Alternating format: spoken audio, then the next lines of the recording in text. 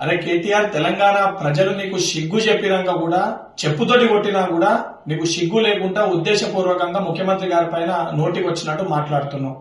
నిజంగా నీకు మీ అయ్యకి సిగ్గు శరం ఉంటే, తెలంగాణ ప్రజల పట్ల చిత్తశుద్ధి ఉంటే, 10 ఏళ్లు మీరు పరిపాలించినప్పుడు తెలంగాణ రాష్ట్రానికి ఏం చేసిర్రో అది చెప్పకపోగా మీరు చెయ్యని పనులు ఈ రోజు ముఖ్యమంత్రి గారు చేస్తుంటే అది జీర్ణించుకోలేక, తట్టుకోలేక ముఖ్యమంత్రి గారిని ఉద్దేశించి దూషిస్తున్నావు. ఆంధ్రప్రదేశ్ గురించి ఏ రోజు కూడా ముఖ్యమంత్రి గారు తప్పు మాట్లాడలే. గుంటూరులో చదువుకొని, అమెరికాలో చదువుకొని తెలంగాణ రాష్ట్ర ప్రజల సమస్యలపైన, తెలంగాణ రాష్ట్రం పట్ల నీకు చిత్తశుద్ధి లేదని మాట్లాడారు.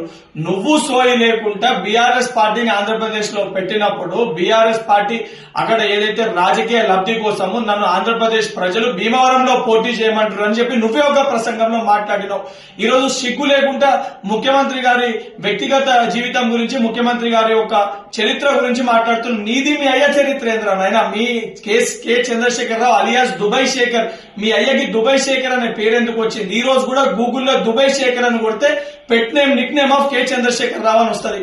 మరి ఆ రోజు దొంగ పాస్పోర్ట్ల పైన మీ అయ్య చేసిన ఘనకార్యం ఏంటి? అవన్నీ మర్చిపోయినావా? గతాన్ని మర్చిపోయి ఉద్దేశించి నువ్వు మాట్లాడుతున్నావు.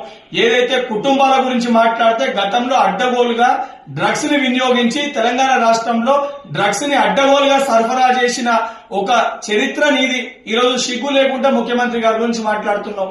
నువ్వు తెలంగాణ ప్రజలు నిన్ను, మీ అయ్యని ఇద్దరిని కూడా చెప్పులు అరిగేటట్టు కొట్టారు. అయినా కూడా సిగ్గు లేకుండా ఈ రోజు బయటకు వచ్చి మళ్ళేదో నీతివంతుల లెక్క, సత్యహరిశ్చంద్రుల లెక్క మాట్లాడుతున్నావు.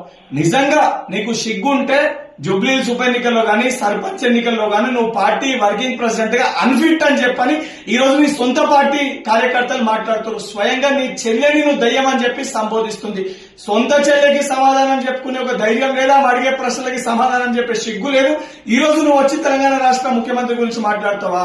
ఇదే రకంగా నీ వ్యవహారం ఉంటే రేపు పొద్దున చెప్పులు అడిగేటట్టు తెలంగాణ ప్రజలు కొట్టి మీ అయ్యే ఏదైతే మెడలో, నీ మెడలో చెప్పులేసి ఊరేగించే పరిస్థితి కూడా వస్తుంది. బిడ్డా కేటీఆర్, ఖబర్దార్, ఇంకోసారి ముఖ్యమంత్రి గురించి మాట్లాడితే చెప్పులు మెడలో చెప్పుల దండలేసి తెలంగాణ రాష్ట్రంలో సిరిసిల్ల నియోజకవర్గంలో చెప్పుల దండలేసి నేను సిరిసిల్ల ప్రజలు ఊరేగిస్తారు.